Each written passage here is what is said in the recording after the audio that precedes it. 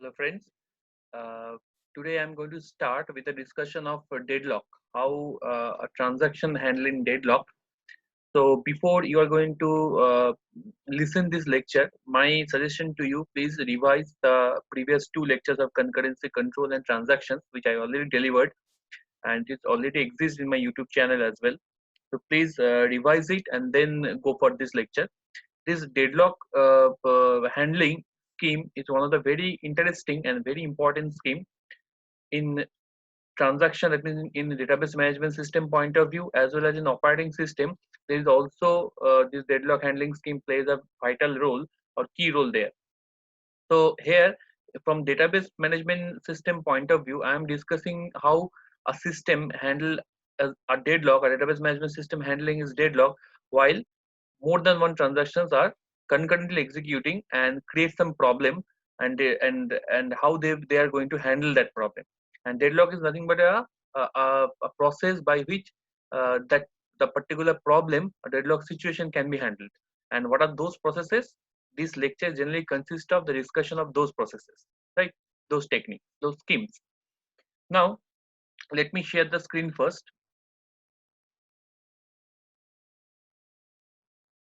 So I am going to show you uh, one PPT regarding this deadlock detection and recovery scheme. So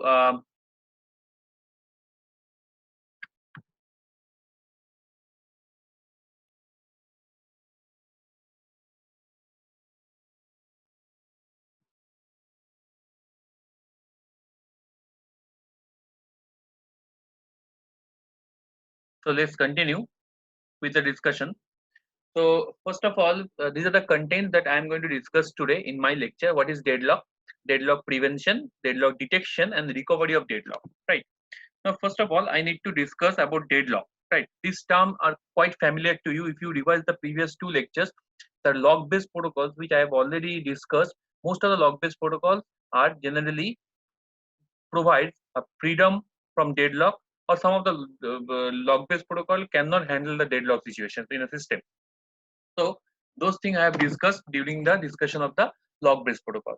Now let me just discuss with you that what is a deadlock. So deadlock is actually a state of a system. Very simple. It is nothing but a state, a particular state or a current state of a system. In that state, a system cannot flow, or system cannot do its process in a normal way. Okay, everything is in a halt situation, and system just stop to do its normal processing, right? So let me give you one real life example of a deadlock. Suppose me and my friend are sitting, okay, in front of each other. Now our objective is to write something into a paper, anything. Suppose a biography of a famous people we want to write, and he give me some idea and I will write. In this way we are sharing the informations, and we will write some biography on the white paper. Now the thing is that I actually carry the white paper, but I don't have the pen, and my friends actually carry a pen, but he doesn't have the white paper. So the mean is that either I have to release the white paper to my friends, he will write it because he has the pen and I have the white paper, or in the second case, or in the second scenario, my friend should release the pen of himself and give that pen to me. I have a white paper. I just bring the pen from my friend and write down the biography. So any one of us should release a particular item to write the biography. Suppose if I am not going to release the white paper and he doesn't want to release the pen, then we are in a deadlock state. That means deadlock means we cannot do the process, we cannot execute our process normally. What is the execution of the process? Writing the biography. So me or my friend never can write the biography without the using of both paper and pen. So this situation is called deadlock. And how we can handle the deadlock in this real life situation, how we can solve the problem? Very simple. Any one of us should roll back. Roll back means we have to release our resource. Resource means either pen. If my friend release his resource, then he will release the pen.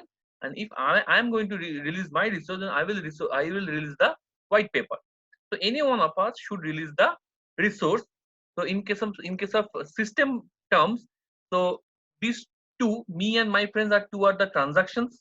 Suppose me transaction T1 and my friends transaction T2 or TI or TJ, and that pen and paper are two resources of the system. So I am holding T1, I am holding a resource white paper, suppose W, and my friend T2 holding resource pen, suppose P. So either T2 release P, so T1 can use both W and P, or T1 can release W, that means white paper. So T2 can use both pen and paper to write the biography. So this is the deadlock situation, and this is a simple case how we can handle a deadlock situation. But this is not only the way. Okay, there are some problems, there are some other scenario how we can handle a deadlock. So in this discussion, I am going to discuss about those scenarios. So this is a very simple definition of the deadlock has been written here. The deadlock is in a system is in a deadlock state if there exists a set of transactions such that every transaction in the set is waiting for another transaction in the set. Very simple. So if me and my friends are two transactions, so I am waiting for my friend to release the lock, or my friend is waiting to me to release the particular lock, to release the particular data item or resource, whatever you say. So none of the transaction can make progress in such a situation. This is called deadlock. Either T1 should release or T2 should release. Otherwise, we both have to wait indefinite time. Okay, we cannot do the job. And the only remedy to this undesirable condition is for system to invoke some drastic action such as rolling back, which I already discussed how to do a rolling back, releasing the resources, or in terms of database management system, releasing the data items holding by the particular transaction. Then there is a situation of how deadlock recovery. Now, there are two methods for dealing with deadlock. One is deadlock prevention, and another is deadlock detection and recovery. These two are very important. Questions that frequently come from these two parts. What is deadlock prevention? What are the methods are there? And what is deadlock detection and recovery? What are the methods are there? So, prevention and detection, these two are the defined approaches. What is prevention? So, in my case, before deadlock situation takes place, I have to take some sort of prevention. What is the prevention? I have to carry my pen and white paper both to write the biography myself. So there is no chance of deadlock, or my friends will carry both white paper and pen to write the biography. So he has no chance to deadlock. That is for deadlock prevention. That means before the deadlock occurs, we have to prevent the situation. And the second case, suppose deadlock has been occurred in somehow. We cannot prevent earlier. So deadlock is occurred in somehow in during the transaction phase. Then the situation of deadlock detection and recovery comes. That means how after deadlock occurs, how the deadlock detection, that means whether deadlock occurs or not, can be possible, and from that detection how recovery can be possible. Clear? Now go to the first. I want to discuss about the most easy part of deadlock detection. How to do deadlock detection? Very simple, and most of the questions are coming. So in this transaction chapter, we have to deal with two graphs. Two graphical concept. One is a precedence graph concept, which I already discussed during the transaction discussion. By the precedence graph, we can decide whether a particular transaction is in conflict serializable or not, whether a particular schedule is a conflict serializable schedule or not. If the precedence graph contains cycle, then it is not conflict serializable. If the precedence graph does not contain any cycle, then it is conflict serializable, right? Which I already discussed and proved. Here, the second concept, the second type of graphical concept we are using for deadlock detection. Very interesting and very important graphical concept. The graph name is wait for graph. That means one transaction is waiting for other transaction to release. So that's why the entire graph name is wait for graph. Okay. So wait transaction will wait for a particular result, right? And this wait for graph is just like the precedence graph. It is a directed graph, okay, which has some nodes and some edges, directed edges. These nodes represent transactions, and these edges represent the directions for which transaction the other transaction will wait. So if you see this graph, T25, T26, T28, T27, these four transactions are participated in that graph. So here T25 arrow T26. That means T25 is waiting for the data item which has been held by T26 at a particular time. So T25 is a waiting state and T26 is a running state. Okay, in the same way, T27 is also waiting for T26 to release that particular data item which T27 wants. Okay, in this way, T26 is also waiting for T28, which has to first release the data item, then T26 produce. So in this way.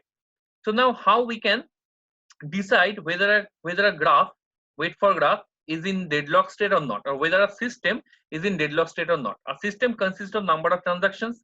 In the examination, they will give a question which will consist of number of transactions, right?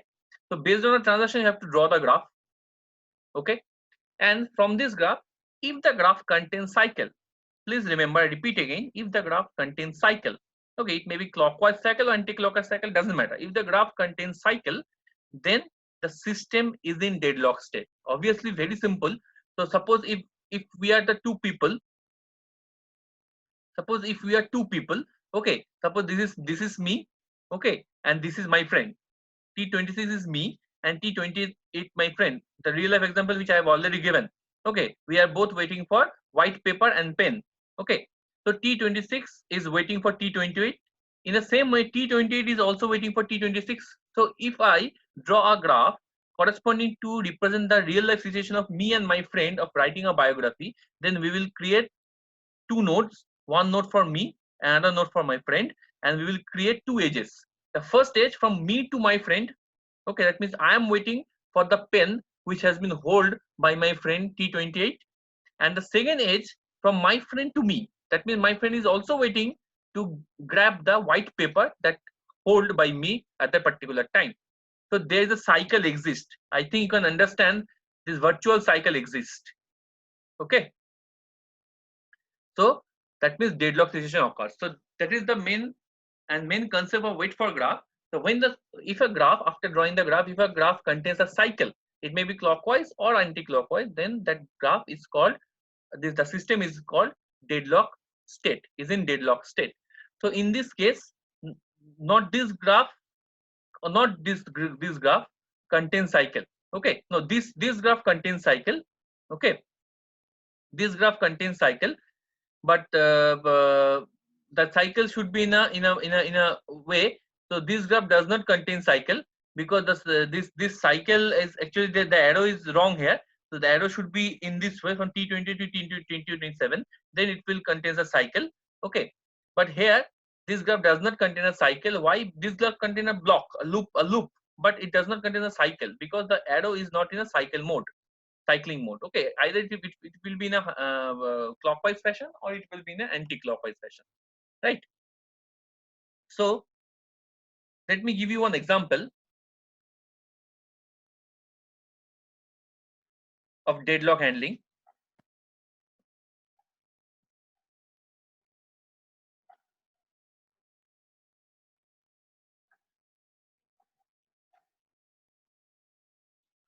So this is an example of deadlock detection wait for graph. So in this example, you will see, so wait for graph which I already discussed, that has been discussed in these slides. Okay, so there is an edge exists between Pi to Pj if Pi is waiting for process Pj or a transaction Pj to release a resource that Pi needs. Okay, so transaction Ti is waiting for a data item which has been held by transaction Tj, or which will be released by transaction Tj in future. So then there is a edge exists between Ti to Tj. So suppose this scenario has been drawn. So in this case, you will assume that this P4, P2, P3, P1, these four are the processes, or you can say these four are the transactions. Okay, and this R1, R2, R3, these three are the data items, where this transaction P4 holds an exclusive lock on R1. Obviously, there is a question of exclusive lock. You must, I think you already have a concept of exclusive lock and shared lock. In my previous few lectures, I rigorously discussed about exclusive lock and shared lock. Shared lock can be shared by more than one transaction. Okay, mostly for the read operations. Okay, without any update operation, we will the transaction will use a shared lock. But exclusive lock are generally used when the updation operation or write operation involves an exclusive lock. It cannot be shareable. It's incompatible lock. So one transaction holds an exclusive lock on a particular data item. No other transaction will access that particular data item. Either that particular transaction will release the lock. That is exclusive lock. Okay. So this deadlock situation happen when exclusive lock plays its role. Okay. In case of shared lock, deadlock situation never happen because shared lock is shareable. So there is no concept of waiting, right? So in this case, so you can understand P2 is requesting for data item R1, suppose, whereas P4 is already holding the R1, right? In the same way, P3 is requesting for data item R3, which has been already held by P1.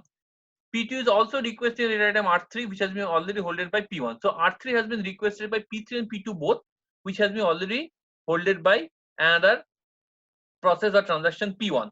In the same way, P2 is requesting a data item R2, which has been held by P3.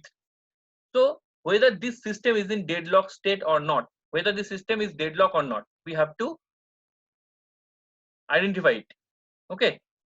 So from here, to make it a very simple, just release the resources. This resources diagram blocks, we will release it to make it a simple diagram. So very simple, P2 is waiting for P4. The direct edge can be given from P2 to P4. Here, P2 to P4, correct? Then P2 is waiting for P3. So direct edge given from P2 to P3, P2 to P3. And then P3 is waiting for P1 and P2 is waiting for P1. So two edges coming to P1 from P2 and P3. So here a cycle exists. Okay, a cycle exists. Sorry, no cycle. There is no cycle. Okay, because this edge is not in a cycle edge. Okay, this arrow is not in a cycle edge. It is not in clockwise or anti-clockwise cycle. So no cycle exists. So that means we can say this system is not in a deadlock state. Clear? So in this way, you can identify if a problem has been given. You can identify whether a system is in a deadlock state or not. Okay, in this way, a deadlock detection can be possible. Clear? Okay. So let's come back to the discussion. Now, if the deadlock detection occurs, suppose the deadlock detection occurs, suppose the cycle exists, okay, of a system, so that means the system is in deadlock state. The deadlock exists in the system, then how the system recover from the deadlock? So that's why we have some techniques which is called recovery scheme from deadlock. Okay, how the system will recover from the deadlock, which is called a recovery scheme. Now the thing is that the recovery scheme needs three types of action. One is selection of victim, another one is rollback, and third one is starvation. So how these three actions will take place? So what is selection of a victim? Now suppose there are a set of deadlock transactions. Suppose there are more than 2, 3, 4 transactions are there. Now a cycle exists. Some because of some 2 or 3 transactions. Not all transactions are responsible always for the whole deadlock system. So among many transactions, there are some set of transactions which are mainly responsible for deadlock system. So selection of victim means we have to choose that particular transaction which is the main culprit for creating a deadlock. Okay, so we should determine which transaction to roll back to break the deadlock. So there are two types of rollback: partial rollback or full rollback. Okay, that we will discuss in the next point. Okay, rollback types.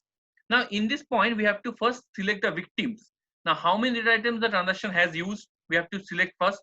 We have to check it first, that transaction which we want to make it roll back, because the transaction is main responsible for the main victim for creating the deadlock in the system. So we have to, before deleting the transaction or before rollbacking the transaction, we have to first evaluate how many data items the transaction holds, because we have to release those data items. Okay, and if the data item has been requested by any further transaction, we have to give those data item to those transactions, and how many more data items the transaction needs for it to complete, and how many transactions will be invoked in rollback. Okay, so is there any one transaction is main victim, or a set of transactions is the victim? That we will have to decide. Okay, now the next point, that a rollback. So what is rollback? So once we have decided that a particular transaction must be rolled back, we must determine how far this transaction should be rolled back. Okay, so there are two types of rollback I already told. One is partial rollback, another one is full rollback or total rollback. So what is total rollback? This is the total rollback is the simplest solution. Most of us will follow this solution. Why this simplest solution? Because without thinking that which transaction is responsible, which are not, then choose those victims from all set of transactions without doing lots of headache or overhead, without taking any overhead. We have to make a rollback of all transactions. That is called total rollback. Okay, but the problem is that suppose in case of total rollback, it is not an advantage, it's a disadvantage if you are performing total rollback, because the transactions which are not involved in a deadlock, suppose the transaction tends to be finished or it's already finished, those who are not involved in deadlock.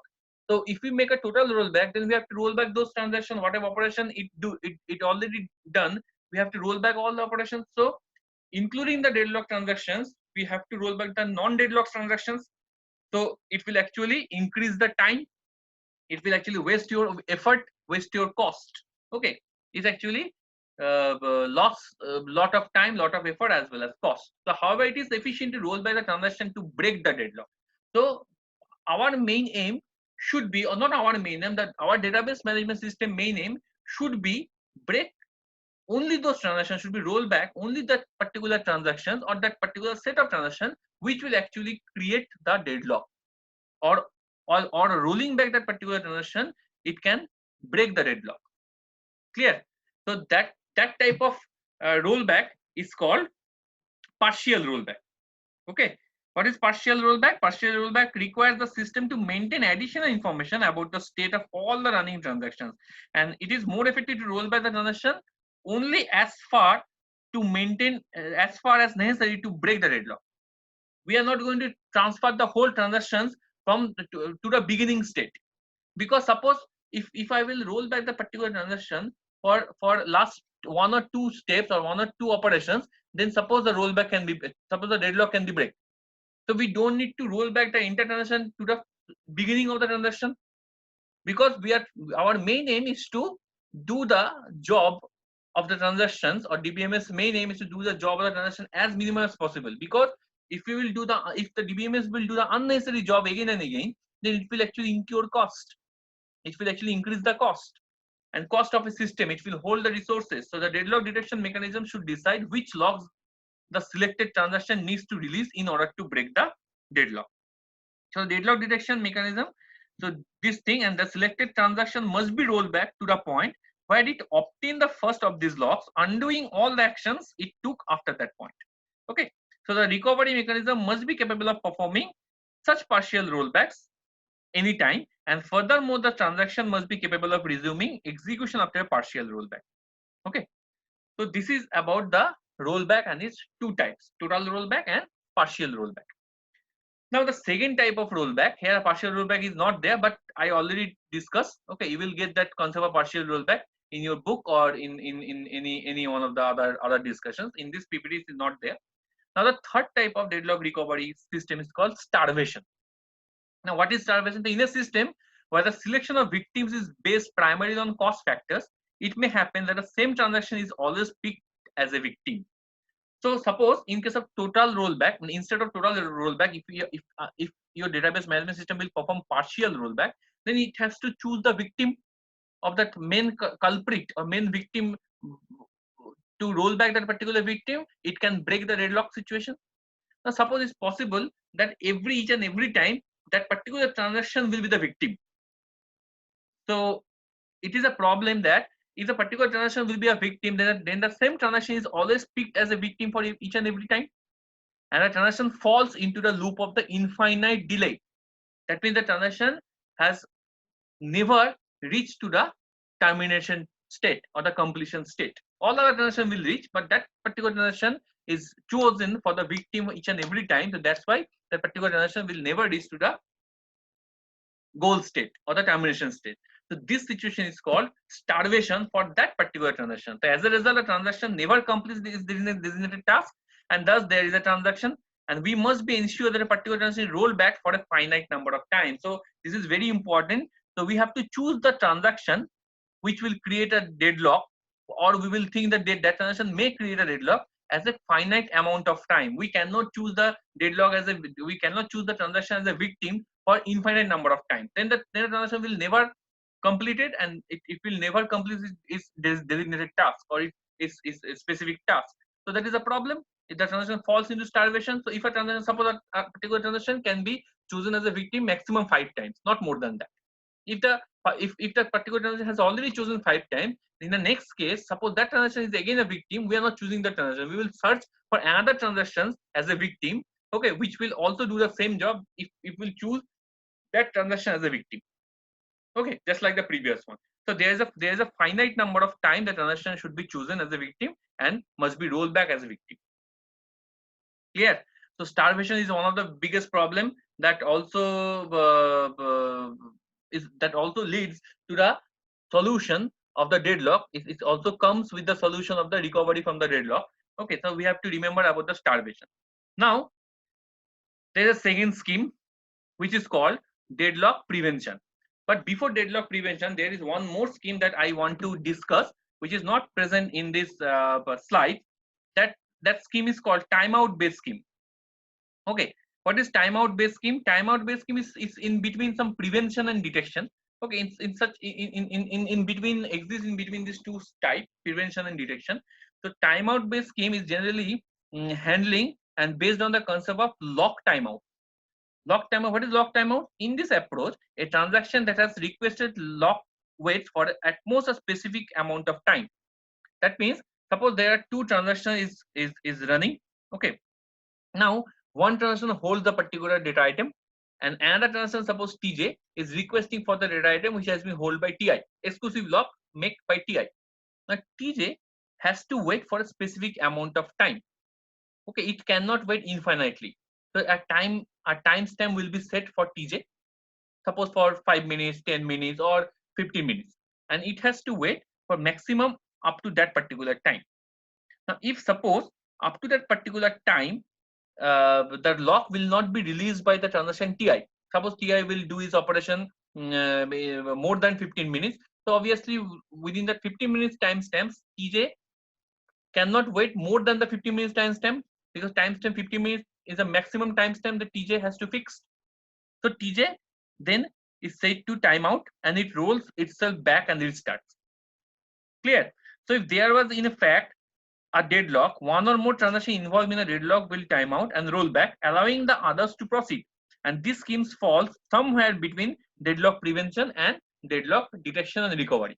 So in between these two schemes, either deadlock prevention and in between some deadlock prevention and deadlock detection. Okay. So this timeout based scheme has one disadvantage. What is the disadvantage? It's very easy to implement. Timeout implementation is very easy. This timeout based scheme, but it has an disadvantage, and that disadvantage cannot make this timeout based scheme, and it will make the timeout based scheme as a limited applicability. What is the disadvantage? Disadvantage said that it is very difficult to decide how long a transaction must wait before timeout. Obviously, it's difficult. We have to do a trial and error.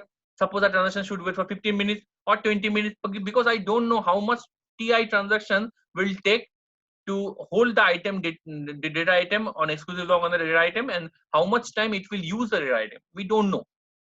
So we have to make a guess and set the timestamp for a particular amount of time, and that actually take a too long wait for a particular transaction and with an unnecessary delay once the deadlock has occurred, and too short a wait, either too long or too short. Okay, until the transaction will never release the lock. If it is a too short, the timestamp is too short, is never release the lock. As well as this is the one of the biggest problem of timestamp timeout based schemes. And another problem related to timeout based scheme is the starvation. Starvation is always there because there is a chance of restart the transaction again and again. Okay, and give a timestamp, and then the first transaction will never release the rock for a infinite amount, for a long amount of time, and each and every time the particular transaction will be rolled back and given new time. So there is a problem of that transaction to be in a there's a starvation state. Okay, so this is all about timeout based scheme.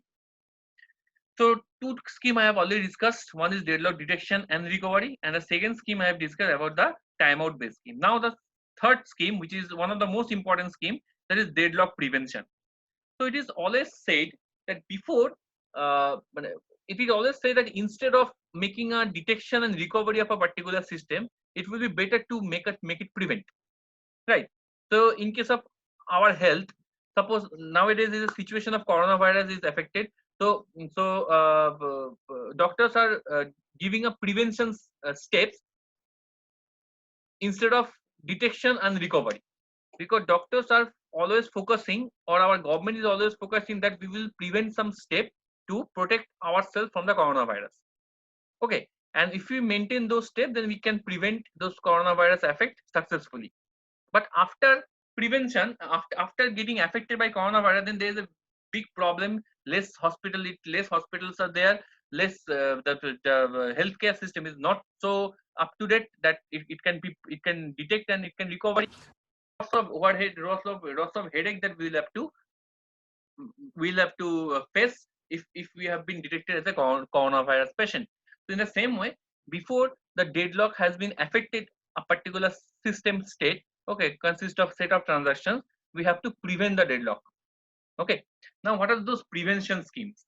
Okay, so one approach ensures that no cycle waits can occur by ordering the request for lock, and second approach is the rollback of transaction. The simplest scheme under the first approach requires that each transaction lock all its data before execution, and moreover either all are locked or none.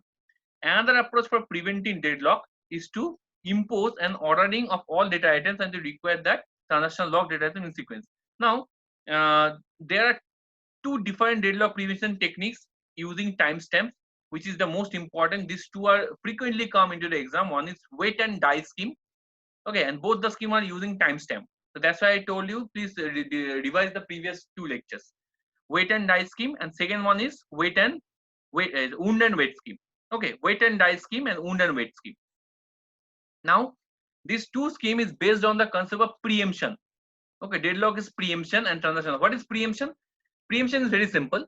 If transaction Ti working with a particular data item at a particular time, if transaction Tj comes and wants to preempt it wants to stop the transaction Ti and wants to get an access of that particular data item by making it stop to transaction Ti.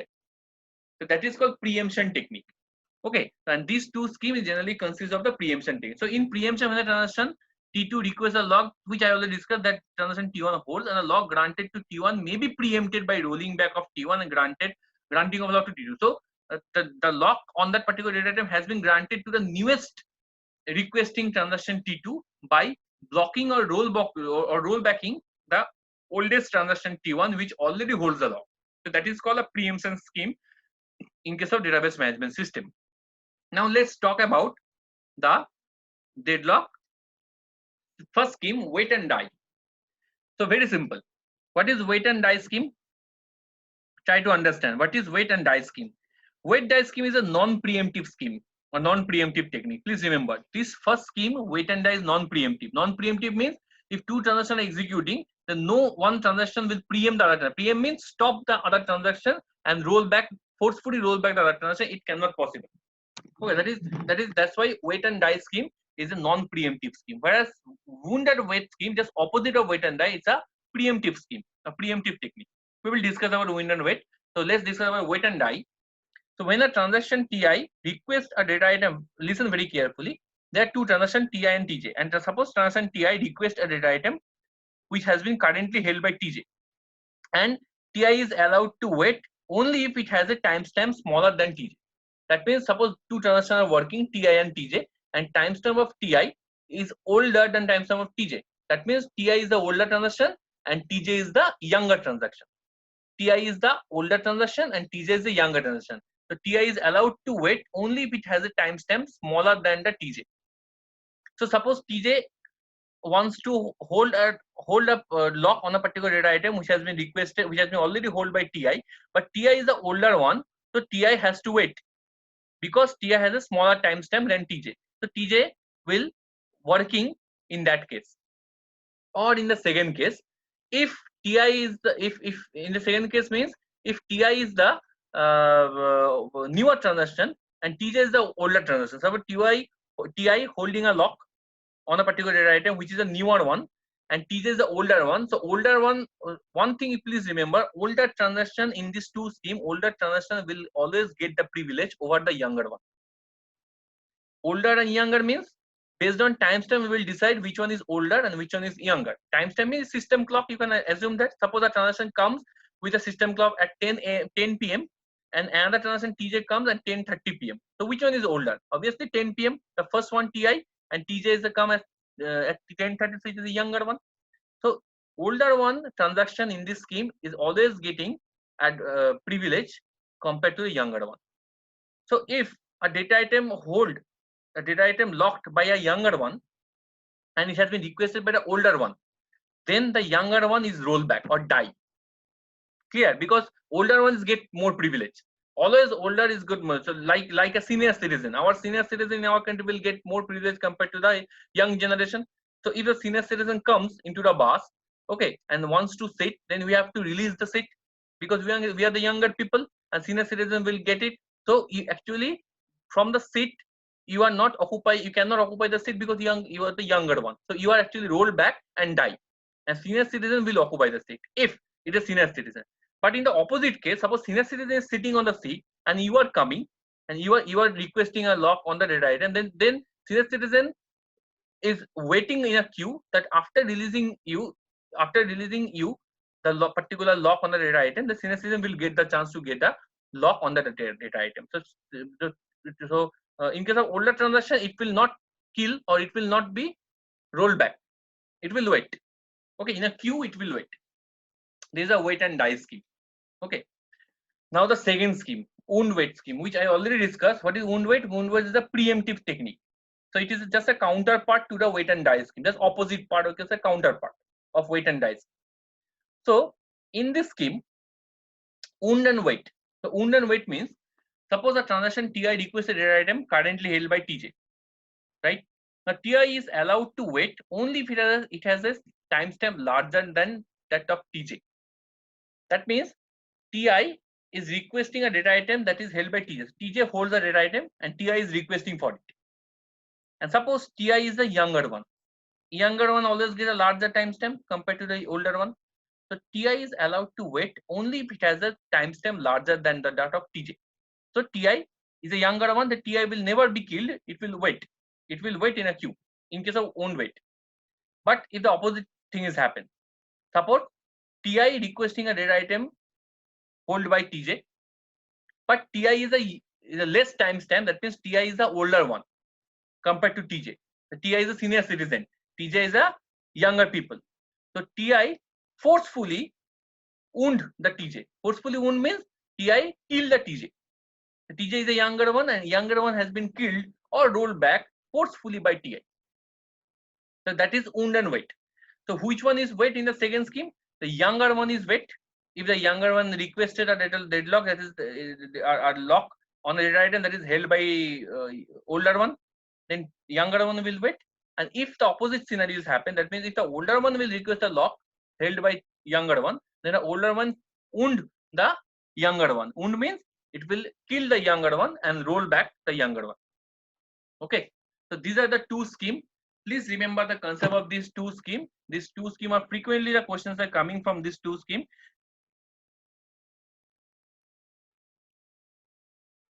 Okay, so that is all about the deadlock discussion. So I think the concept of the deadlock discussion has been clear to you. So if you have any question regarding deadlock discussion, please discuss with me. Okay, and now I'm going to stop sharing the scheme. Thank you for listening the discussion.